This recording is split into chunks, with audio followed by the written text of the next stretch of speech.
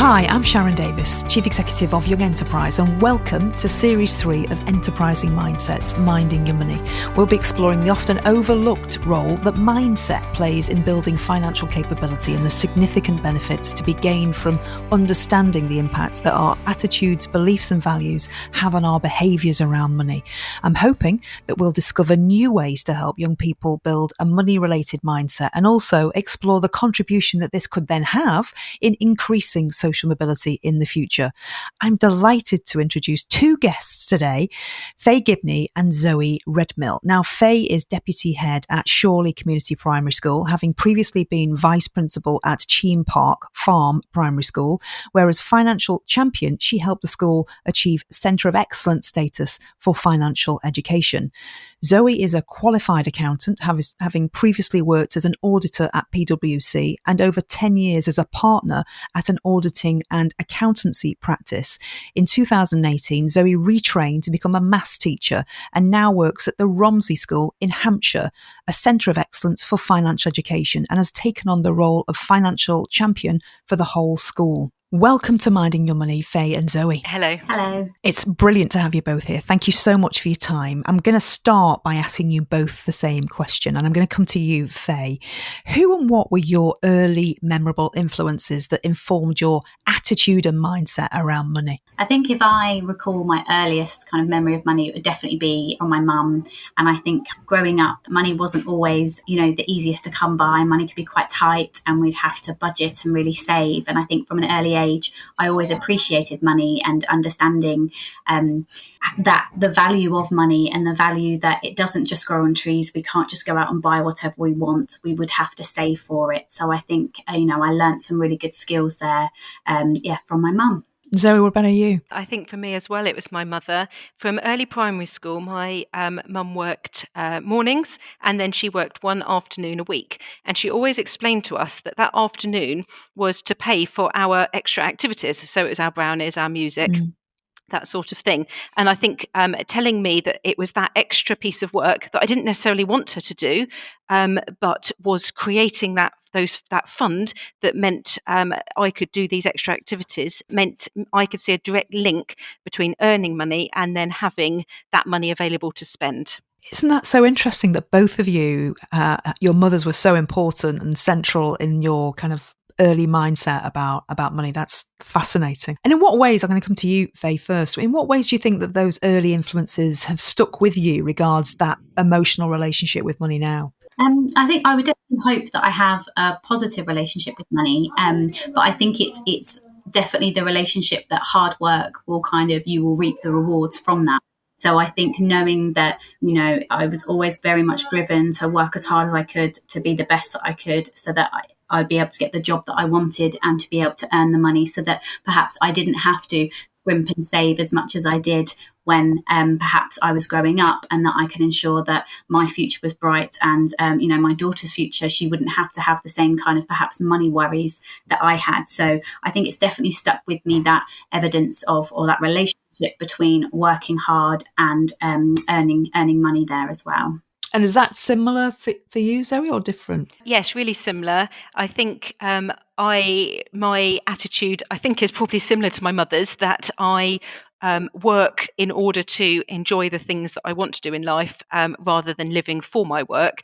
I've always enjoyed the work that I've done, but actually knowing that the work that I'm doing is enabling me to have the lifestyle that I want, is definitely something that has stuck with me.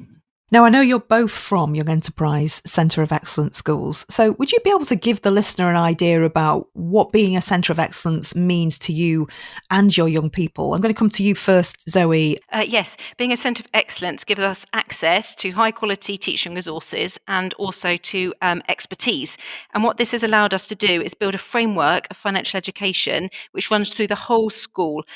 It starts in year 7, it goes all the way up right through the different year groups, and we have different focus within each year group. But it's also in the maths department and beyond. We have maths education or financial education in our actual maths lessons, but also through our tutor time, through our careers department, and also through our PSHFE education as well. That's brilliant. And isn't there's a certain percentage of finance related context questions, aren't there, within maths Yes, exams? certainly. Yes, in the exams, students are asked about interest rates. They're asked about depreciation, profit, that sort of thing is within their GCSE exams. Yes. So it's really important to be able to teach maths within a financial education context. Yes, absolutely. And Faye, what about a centre of excellence primary school? How does that differ from what Zoe was talking about? I think it's quite similar in some ways in the sense of having that support from the Centre of Excellence team and having an assigned experienced education consultant who is able to support us through that process and to be able to really unpick and look through the planning framework and know how we can embed that within our curriculum offer that we give.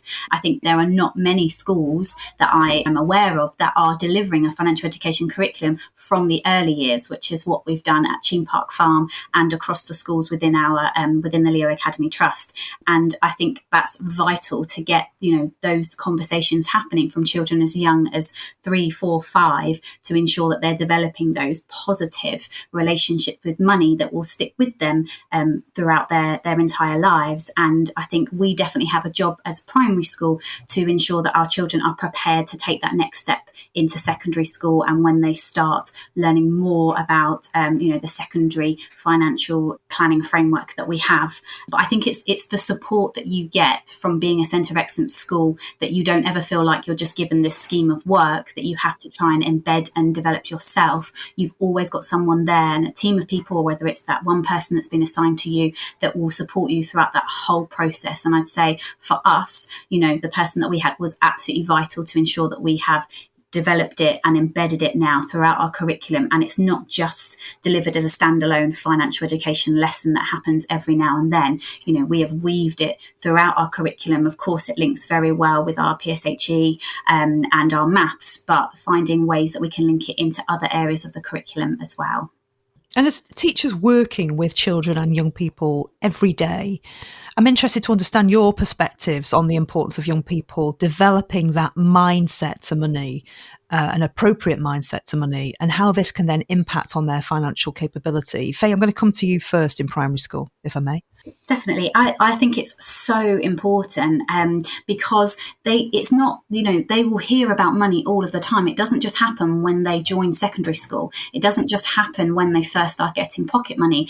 Children will be in home environments where they are hearing conversations about money all of the time, and they might not necessarily always be positive conversations. And if that's the only exposure that they're getting to a financial perspective on what it's like to have money or the relationships that you can develop with money, I'd say we're actually not giving our children the best chance that they can of being successful in their lives and to develop those relationships. So I think it is absolutely important, and it does have a big impact on the financial capability our children can have as they move throughout into their secondary and adult life. It's so inspiring to hear that passion there, Faye.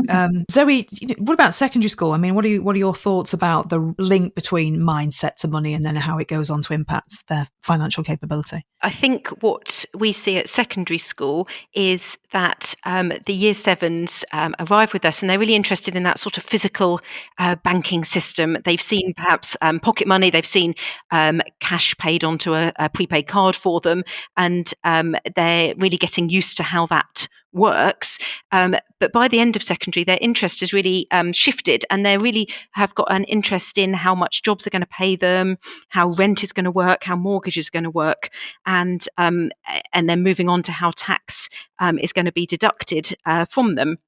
So I think we see that mindset changing almost from the things that they are interested in right now to starting to understand that wider, actually, this is going to affect me for a greater period of my life, and seeing that change. And as Faye said about the influence of the household as attitude to money, it is fascinating. And when you are talking to students, they can't help almost but reflect the attitudes within their house, whether it's something that they're comfortable talking about or is actually quite difficult for that household. And we do try to make sure that we are sensitive to all the family circumstances. So not assuming that everyone has pocket money. Of course. Absolutely. Yeah, I had a really interesting example recently where we were talking about what bills might come out of a bank account, and we were talking about gas and electricity as a possible bill.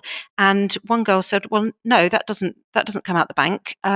We go to the shop and we top up our card." Smart card, yeah. The key, exactly. So even something that is generally assumed to be taken from the bank account, of course, that's not the case for every household. Absolutely. And what role do you think that applied learning has in making financial education stick and then go on to change behaviours, do you think? I mean, I'll come to you first. Zoe, actually, you were talking about it's what you need now and then going on to apply it into the future. Yes, I think when you are doing sessions on financial education, it really helps that if students have something to understand from their own lives and then can just look a little bit further. So we will, for example, if we're talking about the need for insurance, we would often talk about something like pets, which they can relate to. And then later on in that lesson, we might talk about life cover and other types of insurance that they can now see, why might I need that? Because you've related it to something that they do understand now and perhaps their families have talked about. So yes, putting it in that real context for them can be very helpful. So kind of now, near and next. Absolutely, yes. Yeah. So Faye, as a primary teacher, you're working with young people at some of their most formative stages of their lives. And research tells us that young people begin forming their mindset towards money by the age of 7. How can we best support this crucial stage within primary schools? We have to make it a priority in our primary curriculum, because if we don't value the time that we're going to deliver it to our pupils, it just becomes an add-on. We're just paying lip service to it. We need to teach a financial education lesson. Let's squeeze it in here. And if we do that, our children won't develop those skills in their long-term memory. They won't develop those positive relationships that we know we want to foster if we aren't allowing teachers the time to plan for it, allowing teachers the opportunity within their timetables to dedicate to delivering these high quality financial education lessons. So then our pupils are able to really develop those skills, but not only develop them, build on them as they move throughout the primary school and then move on even further when they move into secondary education as well. So I think you've just got to make it a priority. And I know that is hard because teachers, have an incredible job to try and fit in the national curriculum. And at primary school, financial education is an add-on, apart from obviously the maths curriculum side of it with your coins and notes. But I think that's just something within our trust and our schools. We've decided that this is really key. This is vital. This is a life skill that we want our pupils to take with them when they move on to secondary school. And Zoe, listening to that, you'll then see young people at their next stage of their school career, where possibly young people have more exposure to other influences on their mindset to money. Are there any noticeable changes in attitudes or behaviours towards money from year 7 to when they leave you? The year 7s are more focused on the physicality of the system and the process. And we actually build that into our teaching to widen as we go through the years, so that by the time we're getting to year 10, for example, we're really focusing on that next stage of how income is taxed and what governments are going to do with that tax money. And so I think the positive attitude that we're trying to build throughout, and that positive understanding of where those, how we can earn the money, what sort of jobs we might do in order to earn the type of money we would like to be able to spend.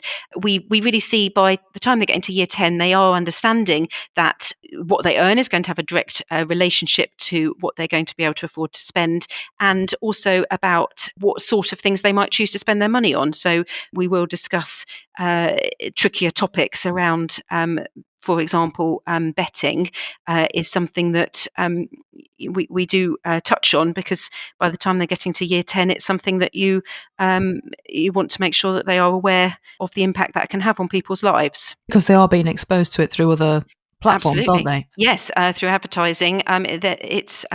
They're pretty knowledgeable, but are they really knowledgeable about the impact it can have on your life if it's out of control? And it's interesting. I would like to come back to the workload of teachers and ways that we can support teachers. But one of the key themes that have come out of the podcast discussion so far is the influence that parents and carers can have on young people's mindsets to money.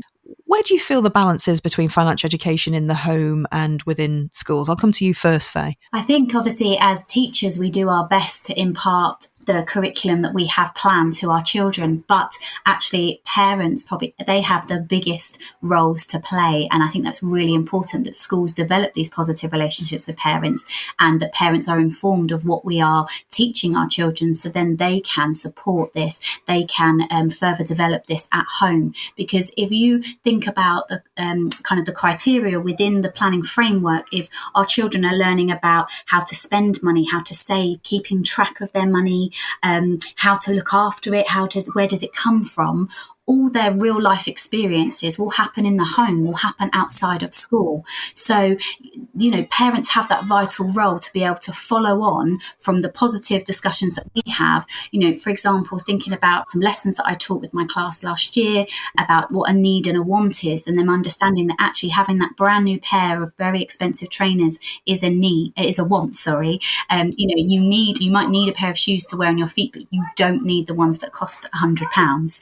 And actually parents, I think, will value that, because it's, we are showing children that, money doesn't buy you happiness is one of our really key things as well. And having loads of money doesn't necessarily mean that you're going to have a happy and fulfilled life.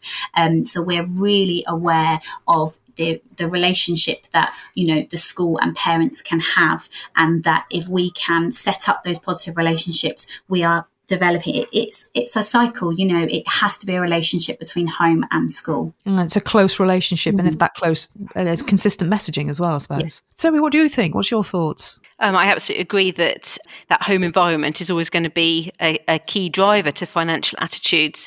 And what I hope we can do through school, while working closely with parents, is provide unbiased information and to give students the tools to understand perhaps the discussions that are happening within the home.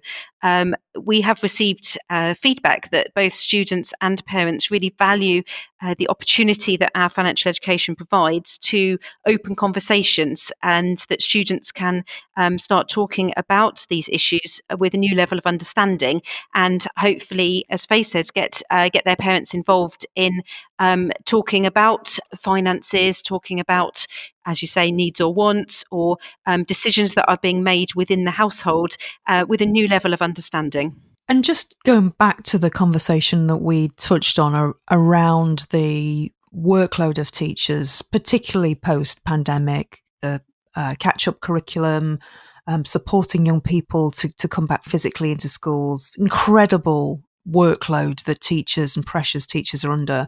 What can we do you think, to support more teachers and schools to embed financial education into the curriculum? Let's go to you first, Zoe. We really value the My Money Week resources and the ability for teachers to have that sort of information, and by providing teachers a lesson, but with more background information, they feel confident because they've read around the subject perhaps to deliver that lesson. And I think it's really important for teachers to feel that it's something they're confident to talk about, because a number of people could have difficult relationships with money themselves, and they're being asked to deliver a lesson that actually might make them feel out their comfort zone. So having access to those really good quality resources does make a difference. So good quality resources and training and support to be able to feel confident to deliver that financial education. Yes, because students can ask so many different questions when you start a lesson that you thought was going to be about, I don't know, insurance. You can end up talking about so much else, and feeling confident to field those questions or say, I don't know, let's look that up is really key, I think. And Faye, what are your thoughts about what we can do in primary schools to support teachers to embed financial education? I think I agree very much with what Zoe has said. So it's the resources that we have. So to be able to provide teachers with lessons that are high quality, they've been quality assured, we've done part of the groundwork already for them. And then it's just for teachers to adapt that to the needs of their class, or to adapt it to themselves as well. Again, as Zoe was saying, teachers will have different relationships towards money, and we need to ensure that they have they're happy to deliver those lessons, and we're very mindful of that. So I think the high quality of resources is very, very key. And obviously, becoming a Centre of Excellence school and going through to become a Centre of Excellence, you do get the bursary. So I think that's, if you're someone that wants to lead on financial education, and budgets, as we know, are so tight, and if you think about the catch-up funding that we will be given, that's probably not going to be going towards financial education. So usually people like Zoe and myself are kind of trying to fight for it, and to be able to get the budgets and to move forward, to be able to purchase resources, knowing that we've got that support already there. We haven't got to try and pitch in why we need to spend this amount of money on books or on lessons. That's part of it, side of it's been taken care of. My last question, I have so many more questions, but I guess we need to kind of bring it to a close. And my last question is more about a kind of the bigger picture, I guess, that financial capability can make to social mobility. Both of you play critical parts in our children and young people's lives. There is very little research out there at the moment that links financial capability with social mobility, with the potential to progress from whatever your starting point. At Young Enterprise, we think there is a link to explore. I'm very keen to hear your views individually on what you feel the contribution that financial capability could make to social mobility. And Faye, if I may, I'm going to come to you first. I think I agree. I mean, I would love to delve deeper into that and kind of be part of that research, because I do believe that, if you are providing children, children from primary age with, as those unbiased views that we have, but that curriculum that's there that they perhaps wouldn't have had, that their parents wouldn't have had when they were perhaps at school either. I think you're providing children with, I think it links very closely to kind of aspirations, and we do a lot on career aspirations and them understanding that how we earn money. We speak to every child in our school that comes through, and we start, as soon as they enter the school, what would you do if you had this money? What would you spend it on? What do you want to be when you grow up? And that is so key, that we support that moving through, and we allow all of our pupils to have the highest aspirations they can for themselves, that they can be anything they want to be, but to know how they have to get there, the steps that they need to make, and that they've built that good relationship with money, because they may not hear those relationships at home. They may not hear positive comments about money, but knowing that they don't have a ceiling.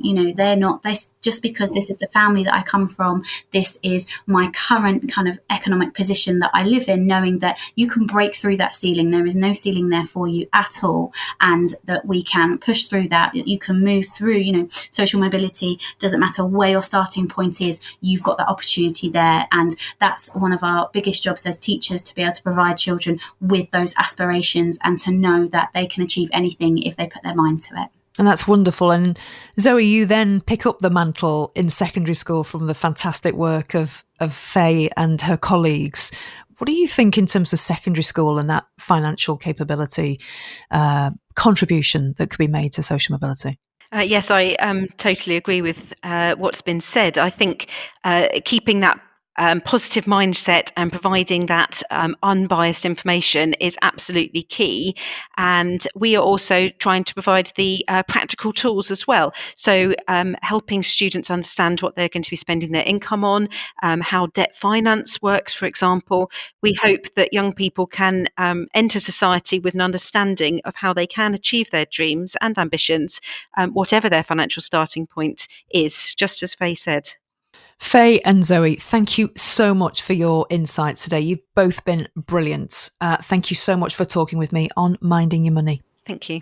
Thank you. Brilliant. Thank you so much to Faye and Zoe. Thank you for joining us on Enterprising Mindsets, Minding Your Money. To hear more interviews like this and access series 1 and 2, please do subscribe to Enterprising Mindsets on your favourite podcast service. We would love you to leave us a review as well, if possible. Thank you for listening.